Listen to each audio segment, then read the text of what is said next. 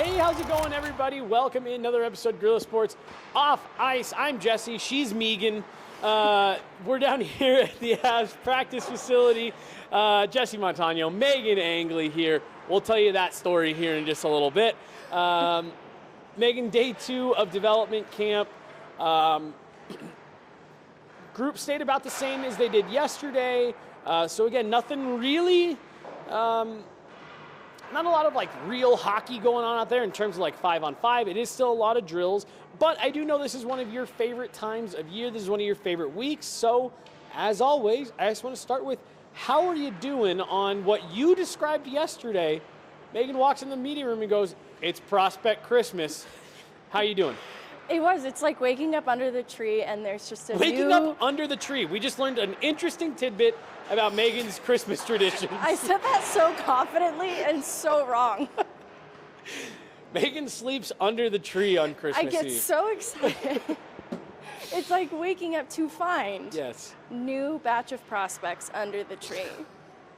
I don't know if that's any better, but yes, it is like finding... Where do you put your gifts? Well, it was that you said a new batch of prospects. Are they piled up under the tree? Are they wrapped really nicely? They're wrapped really nicely, okay. Except for Linus Funk's skate blade. Yeah. That needed some tinkering, but they're wrapped really nicely, and I think things are a little different this year. Different meaning they have the power skating coaches on the ice today. That's a new layer to me, at least as a viewer.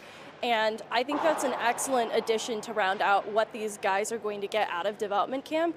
And I'm just continuing to have fun, because I know there are a lot of people who aren't crazy about the state of the prospect pipeline for the Avs right now. And it's a fair concern, but there are still prospects to care about and lock into. And seeing some of the newly drafted guys on the ice, and then some of these, like a Cooper Gay, a college free agent that turns that into an NHL contract. There's just a lot of intrigue around maybe what some of these players could be one day, and it's also a good evaluation of how far away some of these players might be from making an impact in the NHL. And that's the reality of this weekend, is there are guys that I still don't know if I see that upside, but I said that about Taylor McCarr going back a few dev camps ago. And so I'm excited to be wrong about these things. I love to see just how much you can really take away from them.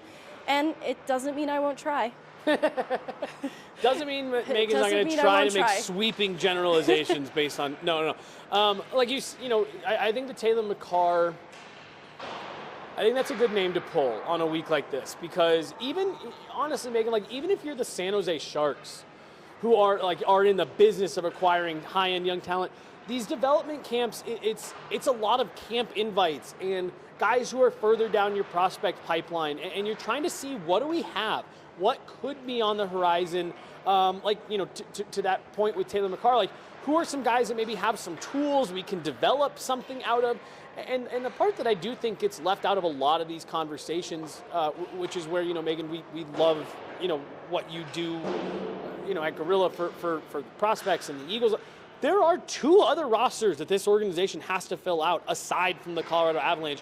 Teams that are looking to be competitive, the Colorado Eagles, teams that are looking to win championships, and that's something else to keep an eye on out here as well. Isn't just, well, who are the guys that could impact the Avs this year? It's probably a pretty limited number of guys that are out here, but who are guys that could be impact players for the Eagles this season? Who are guys that could maybe make their way onto a Utah Grizzlies roster and find their way into the Eagles lineup?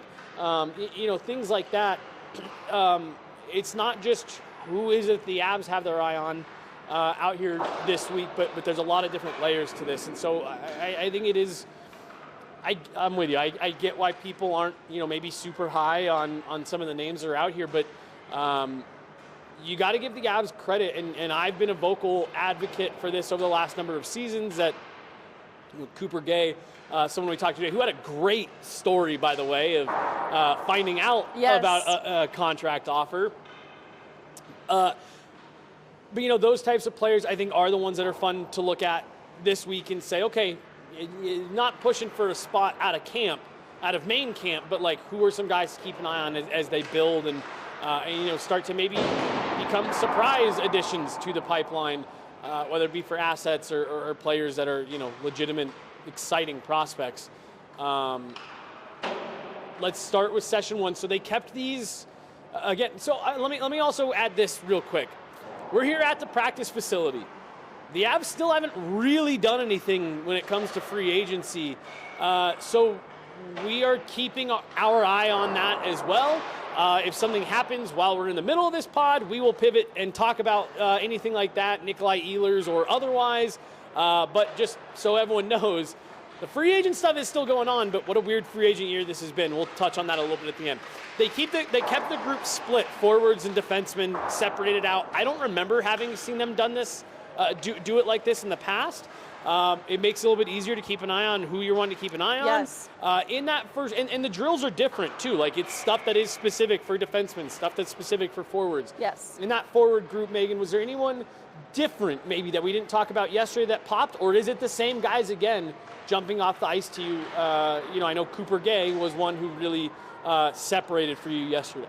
Yeah, just kind of a continuation of what I saw from yesterday. Like, I didn't talk about Jake Fisher, but this was a player that I saw some good things yesterday and continued to see good things from today. I'll start with him off the top since I have maybe a little less to say comparatively, but what I like about Jake Fisher is also informed by what I knew of him at DU this last year. Mm-hmm. And so he got some bumper spot time on that second power play unit at DU, and that's obviously a competitive power play, one of the best in the NCAA, to even get a spot on. And it's because they are trying to emphasize his offensive game, because coming from juniors, that was actually a really great skill set of his, but I think he profiles as a player that has those blue-collar habits that could help in a depth role at a pro level one day. And so that's why I'd like to see him get some more PK time, round out his defensive game. But there is an offensive side to his game that I think, seeing this today, he's got a pretty powerful shot and he's got an active stick in the middle. And so when they were doing this tip and drill, he was one of the few players who was actually able to get pucks to the back of the net with a goaltender in it. I want to just make that clear. Goaltenders do go away about halfway through the day on this. So important caveat.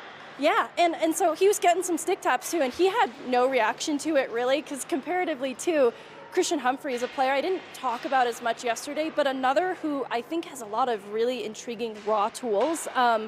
He is a showboat, and he's a little bit cocky, but I say that in a parentheses affectionately, because when he put a puck past the goaltender in the early session, he was screaming on the ice. He was hyped up, and then just thought it was funny to see the contrast then in Jake Fisher in that tip and drill, getting some pucks past the goalie. Not really having a reaction, just a normal day. And then I liked, too, his play along the wall, just protecting the puck.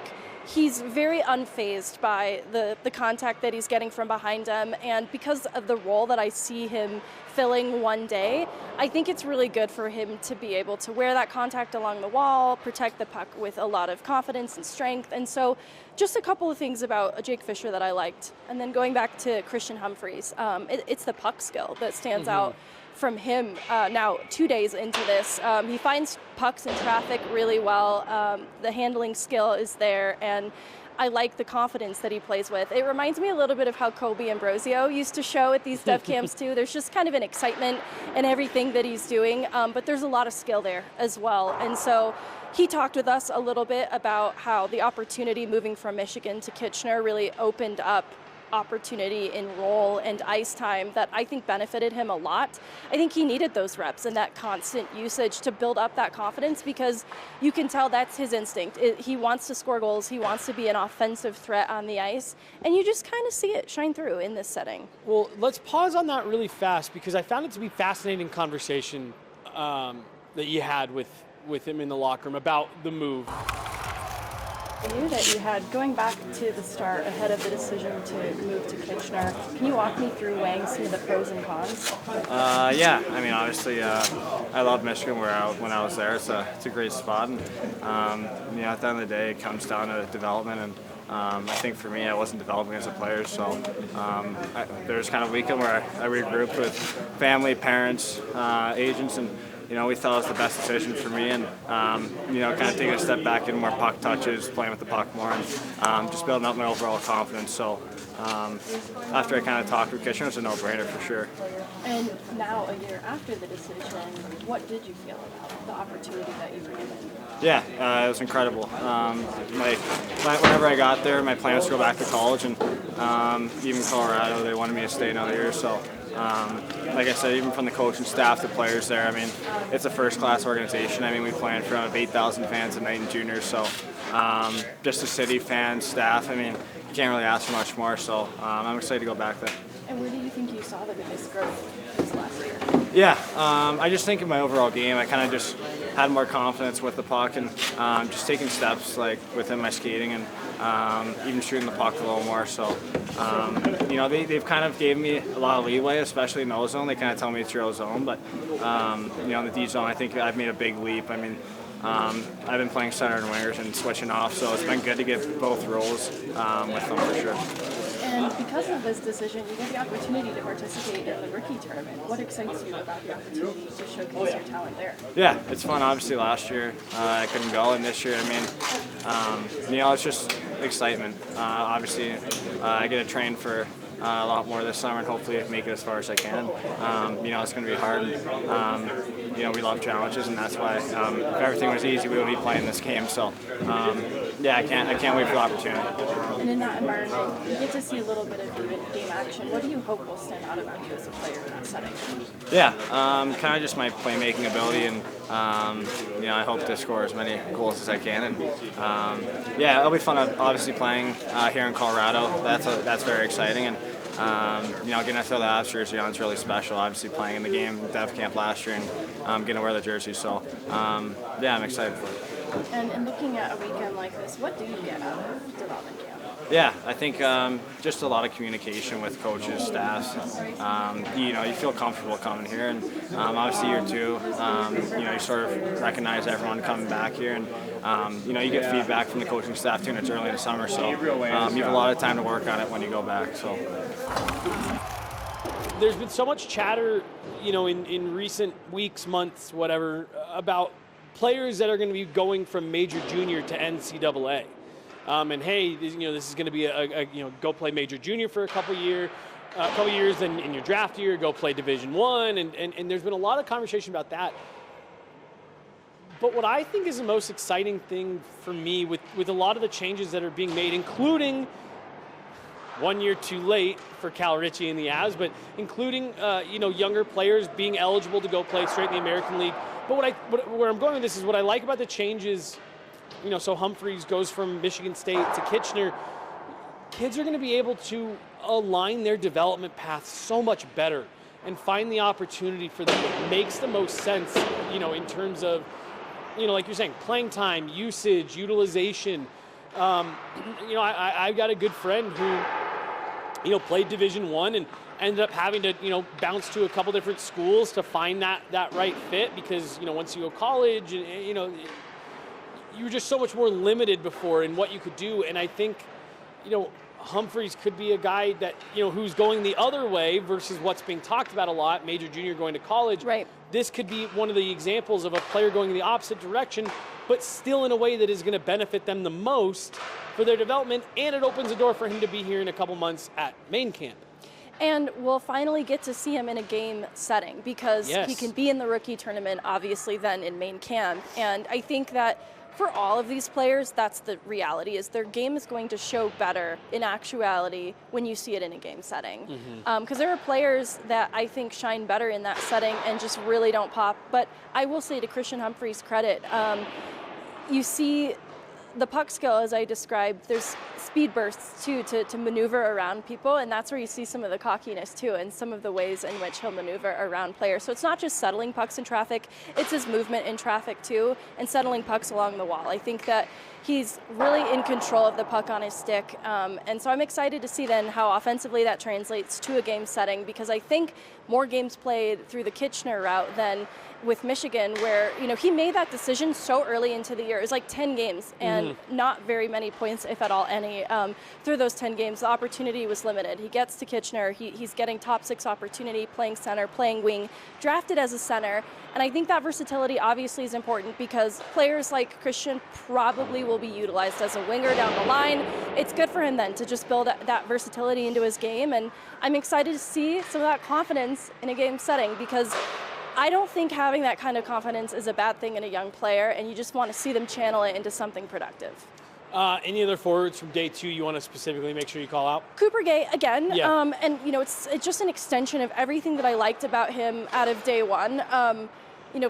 In contrast to his puck skill, it maybe isn't as flashy as like a Christian Humphreys, but it's effective. And so there were drills where he needed to find a seam, and the way he did it just seemed so seamless. It came so easily to him, came so naturally to him. And so I think that in what I know of his pro debut, there is a lot of heart and soul in this player, but I think you shouldn't underestimate the puck skill of Cooper Gay as well. And then just continued to be impressed by his skating ability for his size. I think that's going to really serve him well in separating from his peers, just because he has that size advantage, but he can also skate. Obviously, if we're eyeing a future Avalanche role, that's a requirement, that's a necessity.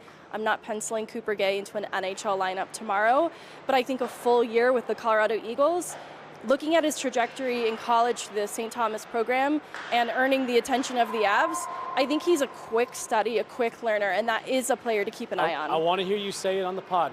I want to hear you say it. I'm really proud. Oh, no. Megan, we walked out of locker room and said, I think he's a dark horse to get some games. I do think he's a dark horse to get some games. Yeah. So just like for comparison, Chase Bradley is a player that I did not love in dev camp setting. Obviously seeing in him games, I like what he does a lot more. I think that Cooper Gay has a similar profile to Chase Bradley, but is already a step above where Bradley was coming into dev camp. And so that's what excites me about Cooper Gay, is I think he's a step ahead of where Bradley was at, and Bradley got a game. So that's where I'm at with Cooper Gay. Yeah, we're not talking making the roster out of camp or anything like that, but this is a guy to keep an eye on for sure. Definitely. Well, first and foremost, how is your summer going? I saw the Eagles posted engagement news. It's pretty exciting. Yeah, it's going well. Kind of a quick summer. Got back like a month ago. Went to Greece. Came back with fiance, but it's been good. Got a lot done in the gym and on the ice, so pretty proud of where I'm at right now, and just ready to keep pushing the rest of the summer and come back into rookie camp ready to go. I have to imagine it's a record year with an NHL contract on top of that. Can you take me back to the moment you signed for Colorado Avalanche? Yeah, so we just lost in the Mason Cup Finals for University of St. Thomas. Had spring break the next day, so I was at the airport, got a call from my agent, and he just said, Colorado wants to talk to you, and I was like, okay, it's probably just like development camp, like probably go to that. And then got to Florida where I was going for spring break and got on the meeting, and my agent's like, no, like they want to sign you. And I was like, oh, wow. So took a meeting on Monday. I left for Florida on a Saturday, took a meeting on Monday, and I was back home on Tuesday, flew to meet the team in Ontario or the Eagles in Ontario on a Wednesday. So pretty quick turnaround there. What do you think it was about the season that you had that led to? I think it's just been not just this season, but past seasons. I've just kind of had an upward trajectory. I've gotten better every year, I think, and just produced a little bit more and just really owned my power forward role. And I think that's kind of what they saw, and I think they see a really high ceiling with me, which is good to hear. Just really excited to see what happens next year and everything like that. So. The first from the program decided what does that accomplishment mean to you? I mean, it's always nice, just kind of laying the foundation for what that team wants to be. Got back home after our season and I talked to my university coach, and he was just like super proud of me, and he's like, this is kind of what the culture we're going to build here, is a championship program that develops and produces NHL caliber guys. So pretty crazy.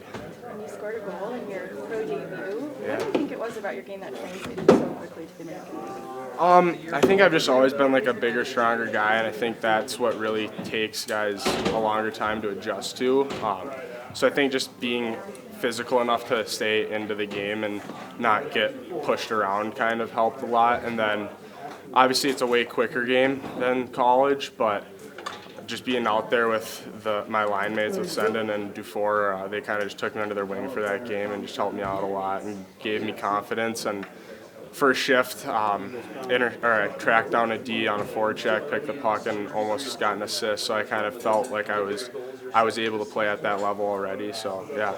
And you have a taste for being around the Eagles during the playoffs. What did you take away from that experience? Everyone's bought in. Everyone wants to be there. Everyone's working for a goal, which is awesome to see. I know sometimes you don't get that. Some guys want to go home or whatever it is, but everyone was bought in. Everyone knew the goal, and they just wanted to win for each other, not even themselves, which was pretty cool. Just obviously, it's a hard league, hard championship to win, and it takes a lot. So. And looking ahead at the rookie tournament, what is it about your game, in-game action, that you hope will pop? Just my power forward, just puck protection, going to the net, tipping, knack for goal scoring. So maybe put a couple in the net and just being a good third, fourth line guy, and power play if they need it. So, yeah. I want to give an update here on Taylor McCarr really quick, because I'm sure that's a name that a lot of folks are expecting us to talk a lot about. Absolutely. Sounds like he did undergo surgery this summer, upper body. So he's not here at Dev Camp. He's here, but he's not. That's why he's not on the ice. He did have a surgery, but when we talked to him yesterday, he did say he's expecting to be ready to go for main camp, which he can finally be at. Yeah. But just wanted to give that update that is why Taylor McCarr is not on the ice. He did have a surgery already this summer, so he can be ready to go for next season. He came in at the same time as Cooper Gay to the Eagles. So those were both names that I was really curious to see where they were going to stack up. Just wanted to make sure we gave that bit of update for people out there wondering what Taylor McCarr's up to. Yeah, excited to keep him on the radar as well as another dark horse candidate. Because Yes. I have some, old prospects that are now a little less prospect-y, and like a Matt Steinberg and a Jason Poland, that I'm keeping an eye out also for depth roles starting out of camp with the Avs, with Logan O'Connor not available to them at the start. And Ivan, of course, I cannot forget him. Yes. Pershepov, there's definitely, again, you and I talked about it throughout the season, like, for people being down on the Avs prospect pool, I think it's thin on like high impact guys that like could come in and be like, top. I think it is, full of a lot of meat and potato players that can give you NHL games. Like, I just don't buy, and maybe you disagree, I just don't buy into the fact that the Avs prospect pool is empty. Like, I think there's a lot of NHL upside in that talent pool. It's just not. Yeah, they're not top 5 picks. You know what I mean? I think too, it's not obviously all through the draft, and the Avs have had so few draft picks though to turn that into something. But the fact that we're talking about such a late round pick in Taylor McCarr having any sort of NHL upside, once upon a time, many dev camps ago, that was not the conversation we were having. And so similarly though, the college free agent route, to have Malinsky just sign his extension and be an NHL regular after coming out of Cornell, I think it's exciting then to also see an Ivan, a dev camp invite, turns that into an AHL contract to an NHL contract. Like, they're finding ways to internally boost the prospect pipeline, the depth, that are a bit maybe unconventional from just drafting them and developing them that way. But I think there's a purpose behind it. In part necessity, they don't necessarily have a choice, but also having a player like Cooper Gay come out of college with a little bit of seasoning, I think helps the Avs. They're just closer to pro readiness than if not. That's what we talked about with Deleche. Who I like a lot.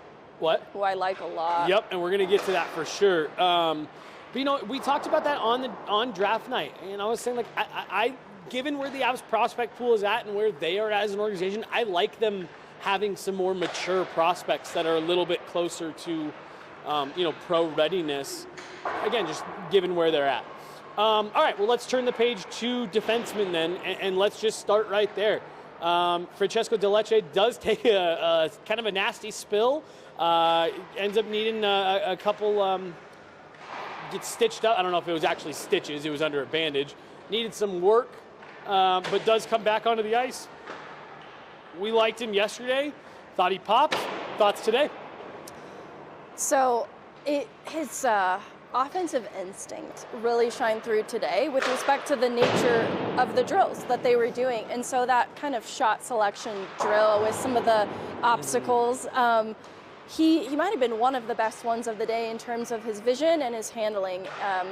He was finding pockets in the little fake goalie in the net on either side, and he was even starting to have a little fun with it by the end, some backhand shots on net, things like that, and just different unnecessary but fun maneuvers to spin. And I really was impressed by his vision and his finish then in this drill, because other young defenders struggled with it today. And I think that's why he was, leading all defensemen in points coming out of his freshman year at UMass. He really has terrific vision. So, all right, let's pause here for a minute, because when we talked to Chris McFarland after the draft, he said that this was a player that part of the reason they liked him was they felt he maybe was a step or two closer to being ready to make the leap to pro hockey. When we talked about him a couple nights ago, we were saying, you were talking about, like, this is probably a guy who's going to play through most of his eligibility in college, sophomore, junior, senior year. Do you still feel that way, or is this a guy that you think maybe one more, if he takes another big step this year, could we see him come out of UMass and join the Eagles as early as the end of this season? What's interesting is, because there isn't a need necessarily, I love the idea of him soaking up as much of Greg Carvel as possible through UMass, because the opportunity will become more limited if he makes that pro leap, to the Eagles sooner rather than later. But obviously he'll be challenged with tougher matchups and more regular games, and that will model a pro schedule more closely than what college has to offer. So there's pros and cons to both. And so I may be in the middle way of it all. It's like maybe do two more years. Yes, 2 more years to the junior year. This season, next season. And let him then assume a top pair role, top power play unit, full season, and just continue to elevate his own personal best coming off a really impressive freshman year.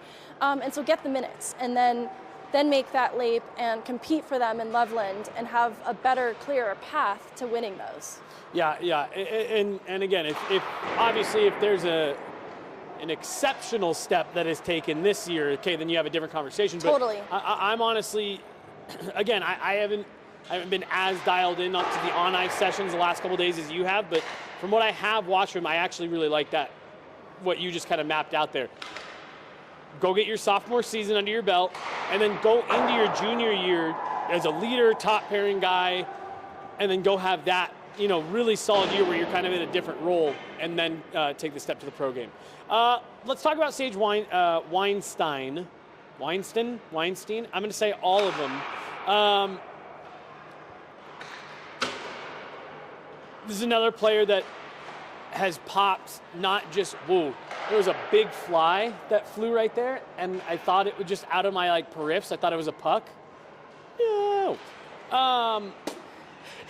This is not the first time we've gotten a look at Sage. I talked yesterday about when you're seeing guys that come back, you want to see them pop and start to separate. Where are you at with Sage?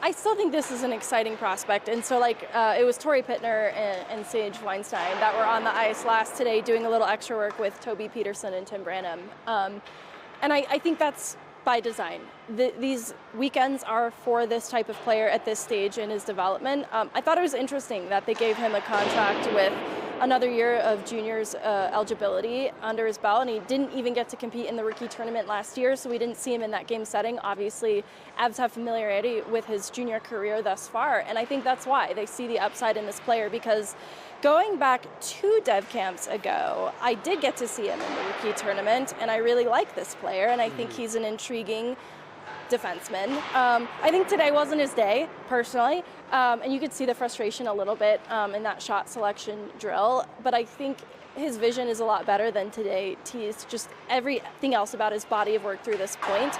But where I'm at with Sage is, if we're looking at him making that pro leap, he's competing with a pretty stacked Eagles back end, with a Sean Behrens now likely in that equation, though I'm sure Behrens will try to fight for a spot out of camp. Just looking at the opportunity realistically, You're saying with the Avs? Yes, yeah. That just makes then the complexion of the D-core in Loveland incredibly competitive. And I'm looking at a player like once upon a time a Brian Yoon, who was a player that was one of those college free agents that they got from Colorado College. It was hard for him to crack the Eagles lineup coming out of the East Coast League. It took Jack O'Shawn getting injured for him to even really get a look. And I think that Brian Yoon and Sage Weinstein have like a similar profile in what they are. And it's a valuable player, but there's other players represented like him in the Eagles D-core, and Jack O'Shawn being one of them, who they just re-signed. And so the road ahead for him, I think, is a little bit challenging. But I don't want to dismiss what I have seen before, the last couple of days. I think that he has good vision. I think that he moves the puck extremely well. And I think in a game setting, too, the instinct kicks in, and it's a lot more impressive than anything you can really gather from drills. So that'll be the biggest test for me. I'll be ready to talk about Sage Weinstein way more after the rookie tournament, because back Jeremy Hansel days, that was another player, though, of the defensemen. Also, Sam Malinsky was in that tournament. So, there are a lot of guys to watch in that rookie tournament, but he was one that I liked for a reason. So I'll keep an eye on him. I want to talk about Sean Behrens. I know we did talk about him yesterday. We heard from him on the pod yesterday as well. But, he's now called it out a few times when we've talked to him. It was part of what I think made the injury such a bummer last year. He had a great camp last season, a great main camp. And, he was down to the last handful of cuts, if you will. And so I think it's a good call out on this is a player that I'll say is a dark horse to make the team out of camp. Dark horse. I think it's going to be a tough path, but I think he's going to make that push. I guess just after missing an entire season, and he was even telling us today, still working his way back, still getting back there. But knowing what he's talked about and knowing what we've seen on the ice, where are you at with Sean Behrens? I think it goes back to what I just talked about with Sage and the competitive path to not just like an Eagles back end, but in Sean's case, the Colorado Avalanche. Players like a Sam Malinsky are his direct competition, and Sean Behrens is a left-handed defenseman, so that left side, that'll kind of be then the question to be answered if they are trying to round out that bottom pair with a player like Sean, or do they feel like they have enough of that style of defenseman represented in the D-core currently because of Malinsky, and so it might be a bit redundant. And that's just the challenge ahead for Behrens then, to separate himself as a more multi-dimensional defenseman, because I think an aspect of his game that he has tried to improve has been the defensive side of his game and his physicality. Like, he's an undersized defenseman, so it's listed not at 5'10". Yeah, it's not necessarily going to be he's imposing the physicality, but he has to wear it. And so he's had some injury history. Like, this last year was a total freak injury, so it's not like this recurring thing. He's just kind of had a bad string of luck when it comes to injuries that I think would give coaches a little bit of pause to immediately plug him in and trust him. So that's Sean's task in the year ahead, is to demonstrate that there is no reason to worry about this player, his availability going into the next year. The goal should be play a full and healthy season, whether that be with the Colorado Eagles or not. That should be the main goal, and then establish himself as a strong two-way defender, because he was starting to rack up PK minutes at DU in addition to being the top guy on the power play. And so that's what you want to see Sean be, is a little bit of everything. And I think the last couple of days, even though he's not been at 100%, that is what I've seen. Like, he continues to have such a well-rounded foundation that I think he has so much to build. He just needs to then let the experience shine through and totally separate from everybody else. I mean, this is a former second-round pick. Like, Hobie Baker finalist at one point. Like, I do think he's undersized, no doubt about it. He's 5'10", listed at 175. But, like, not that long ago, this was a highly, highly touted prospect. Going back to World Juniors, when they won bronze, he was on a bottom pair role in terms of utilization, and by the end of that tournament for Team USA, he was playing with Luke Hughes for a reason. He was the stabilizing factor of that top pair. And that is very purposeful with reason. It's a reflection of what Sean Behrens is and how he helped to balance out Luke Hughes. And so I want to give Behrens his flowers because that's a best on best, among his age group. And he was the defensive representation on that pair. So I think that there's so much in Sean Behrens' ceiling that hasn't been fully realized. And it's a bummer that this last year, that was the step in the direction he wanted. He just has to take it a year later. Yeah. Obligatory, I'm going to ask you about goalies, but there's not a whole lot to take out of this. With what they're doing this week, goalies are only out there about half the time, and there's only one goalie right now that isn't just a straight camp invite. Was really, really hoping we would be able to see Ilya Nabokov here this week. But as Evan Ralla has reported, ran into some visa issues, things like that. Isaac Posh is right now, at least with the way that the depth chart is set up, would be backing up Trent Miner in the American Hockey League. Again, there is not a lot they're doing with goalies this week. Do you have any notes on goalies? I don't really have any notes on goalies, just that I wanted to see more of Isaac Posh, because I remember overhearing him. This is around the time that Taylor McCarr was joining the Eagles as well, and I remember hearing him talking to some of the other goalies about how he landed in Colorado. Like, there were other teams that had interest in him, and he chose Colorado because it sounded like they had the most interest among the teams. And I think that the timing wasn't quite right. He was back in the East Coast because between Mandalese, Trent Miner, and Adam Scheel, they just kind of had the goaltending network covered this last year. So there's just opportunity for him ahead. I don't really have anything of note about the dev camp specifically because this is not an environment for goalies. No. And so I'm so protective of them. They're doing great. They're doing amazing. Obviously, though, in the rookie tournament, this will be huge for Isaac Posh then to really see what we've got in him. Had a great last year at St. Cloud State. Absolutely, and so I think that's why there was interest in other teams. He chose Colorado, and Colorado chose him. So I think it's an interesting add then to the goalie pipeline. And before we leave the defensemen, there were two additional. I won't spend much time, but two additional standouts, and they're guys that should stand out. It's Connor Kelly and Hank Kempf. Hank Kempf is that Cornell defenseman that they got, and then Connor Kelly from Providence. And both players that made their Eagles debut this last year. And, Connor Kelly was having so much fun with that shot selection drill today. He had hands that I didn't quite see, and he was having a lot of fun with it. And Hank Kempf snuck up on me because when I watched him in action with the Eagles, I just kind of build him as this stay-at-home defenseman type. But obviously, he gets a point in his first pro game and then his first playoff game with the Eagles, and so he has more of an offensive instinct and puck skill than I gave him credit for, and they stood out today in a positive way, both of those players. So just two great college free agent Hank Kempf was a part, his signing rights were a part of a trade, but you get the idea. Just dipping into that college pool that's just a bit unconventional. Really like the addition of these two, because I know when Hank Kempf was brought on, people were kind of directly comparing him to Sam Malinsky. They're very different defensemen just from the same program. And so Hank Kempf, his toolkit is going to be different from Malinsky's, but I think people were too quick to write him off, maybe because his puck skill isn't to where Malinsky's is, or his skating isn't to where Malinsky's is the bigger criticism, but he's a bigger guy. So I think his profile is just totally different. Yeah.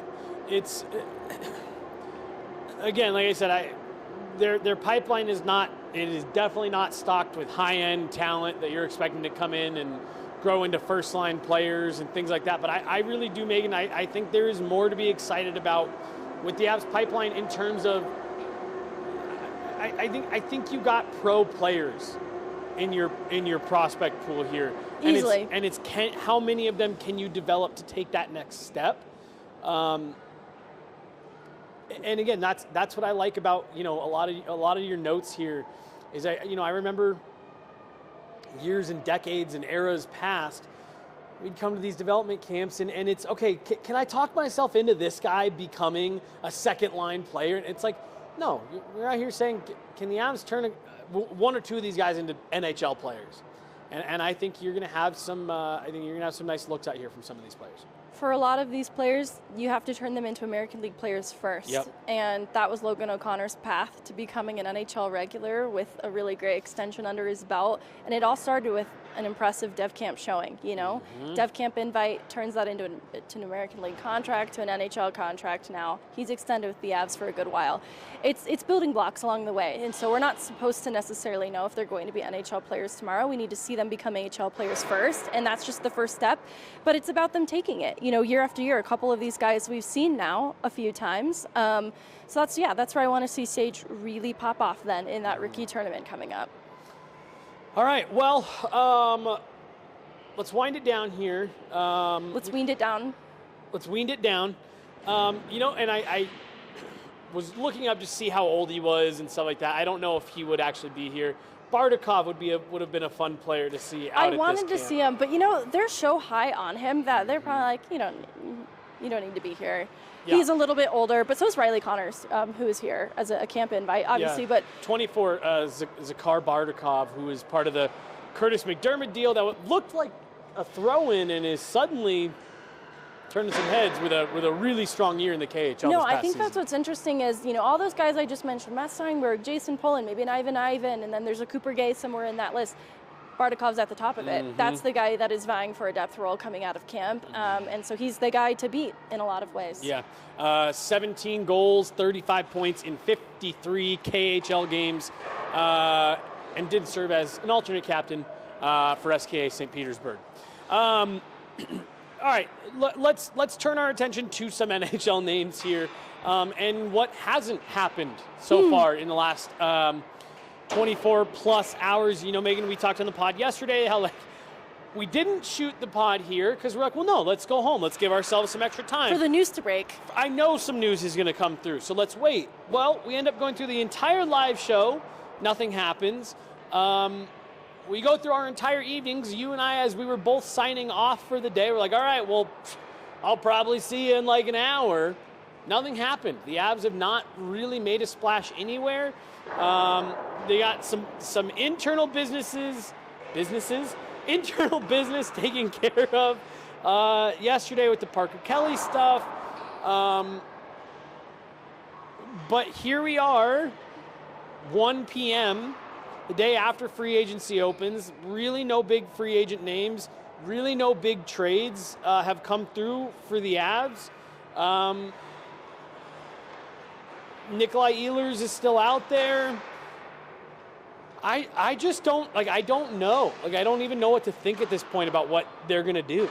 So you know what I wanted to entertain for a second was, okay, if we're to entertain the possibility of Nikolai Ehlers, it obviously should come at the expense of Marty Netches. Then in the lineup, it would become a bit redundant to have both of those players in.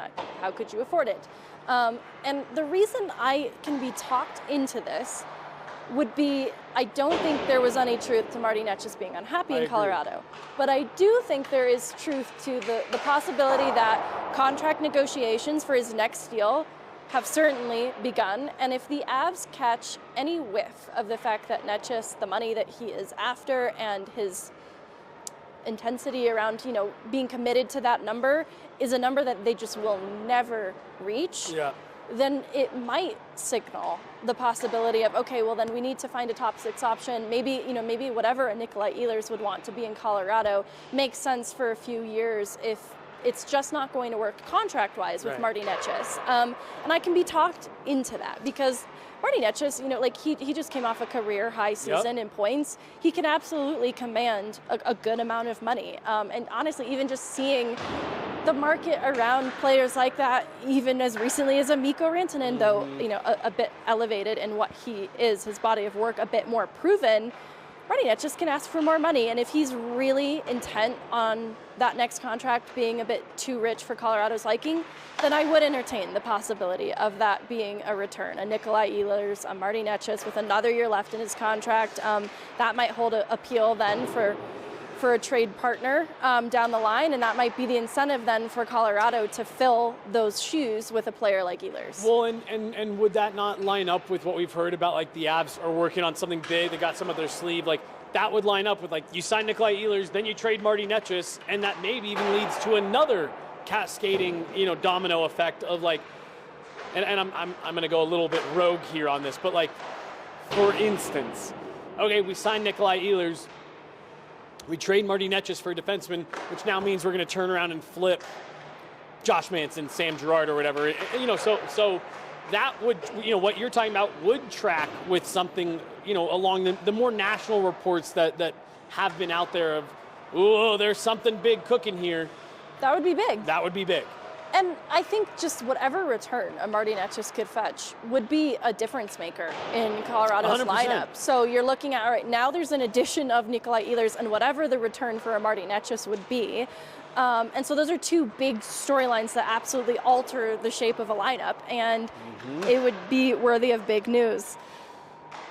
Let me ask you a question that I was asked earlier today.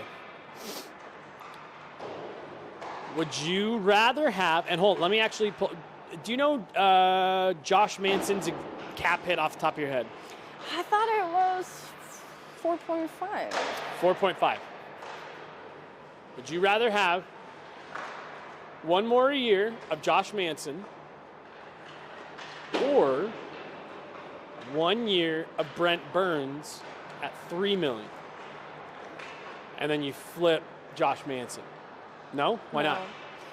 I think that Brent Burns is running out of a little bit of steam, and I think that would be third pair role. I couldn't expect him to play above that. Interesting. I still think that Josh Manson has second pair upside. Yeah, I do too. For a few more years too. It's his availability that's been a little bit questionable. I said yes for that exact reason.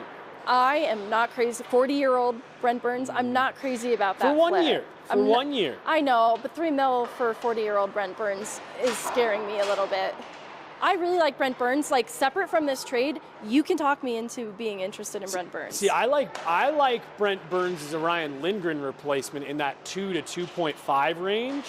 I'm scared. All right. About his ability to shut down those matchups over an 82-game season. This isn't Brent Burns slander. No. I like him in either. I haven't heard this anywhere that the Avs are in on Brent Burns or anything like that, but that's just, again, of the few names that even made it to market, that is a name that's out there. And like I said, that question was posed to me today of Brent Burns at a lesser dollar amount over Josh Manson. But I think you and I, even off air yesterday, talked about the possibility of Brent Burns on the bottom pairing. That's where I would comfortably have him. I think it would be a more sure thing than a player like a Calvin DeHaan. Not to like needlessly pick on him. It's just I think they have taken a chance on how they create that bottom pair this last season. And I think it needs to be a little bit more of a sure thing just for the comfort level of coaches. And I think he's 6'5", and I keep being told by everyone this summer that's all that matters for defensemen. It certainly does matter to have some physicality and size represented in the D-corps. So, like, I don't hate that, but it's not the only thing that matters, too. And getting up and down the ice, serviceable defensemen matter, too. Cody Glass gets a 2-year extension in New Jersey. I don't know. I again, just of the names that are still out there, the Avs are going to need a defenseman, especially if they, start wheeling and dealing. I think Brent Burns is an intriguing name in the same way that I found Ryan Lindgren to be an intriguing name to bring back, if the dollars and cents make sense. I hate doing that. No, I agree, and they still need to figure out. I don't even want to limit it to just the bottom pair, like however they want the second, third pair to be made up. They need to decide. It's not a full picture just yet. I'm not comfortable running it back with the way it looks right now. I agree. Yeah, you need, if nothing else, you need a third pair guy.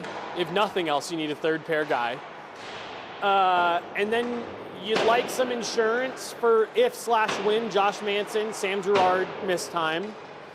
And then, you got to figure out what you're doing up front, whether that's Nikolai Ehlers, whether it's flipping Marty Netchis. Like, you got to get that dialed in here.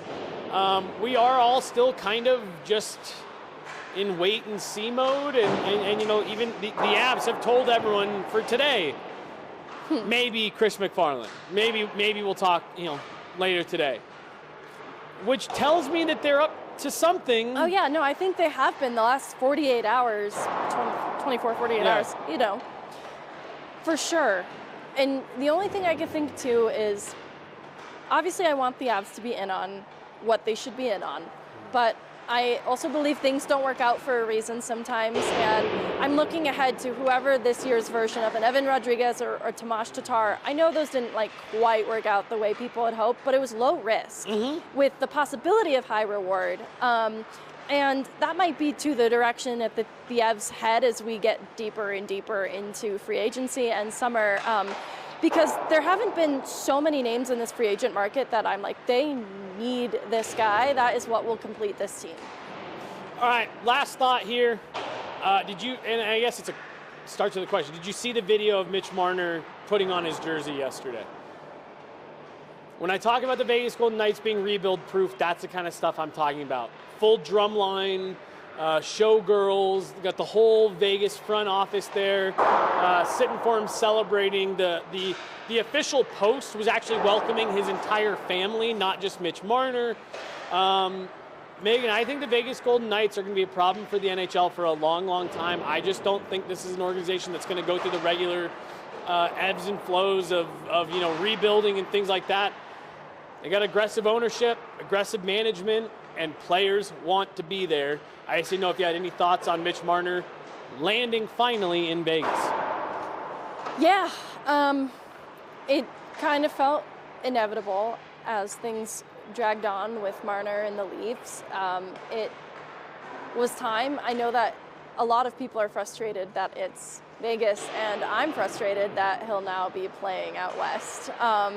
But I think it needed to happen, and I go back to when Vegas first popped on the scene, and there were murmurs of them not treating their players super great, the goalies in particular. And I think they've really rehabilitated that image, and I think the players' desire to be there reinforces that too. Like, I'm not even just speculating. It is clear to me that players want to be there, and I think it's everything about the culture that they've created. It is a winning culture. You can tell that there is a level of buy-in and their commitment to rounding out their depth and contributions from everybody. That I think that is what makes them such a powerhouse, and a little bit frustrating as an outside observer. But it's also kind of a model to look to.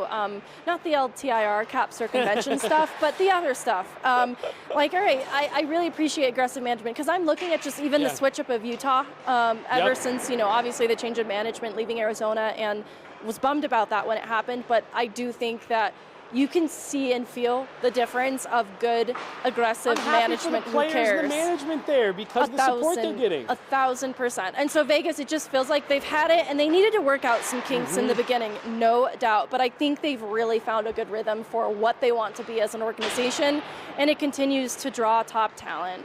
I remember when Mark Stone got to town, and they have the drum line meeting him at the airport.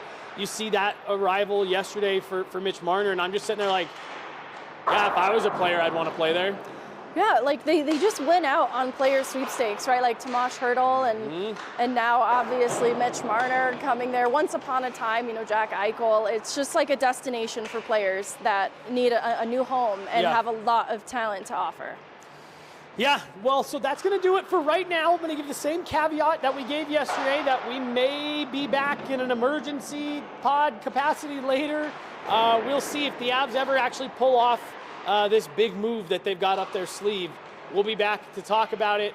No Megan tomorrow at Dev Camp. It'll be me and Mark bringing you guys all the sights and sounds here from Family Sports as the Avs wrap up their development camp, and then we head into 2 months, Megan, of the real off season here.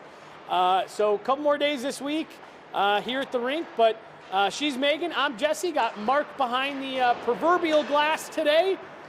Thanks so much for tuning in, guys. We'll be back with more content tomorrow. See you later. Bye.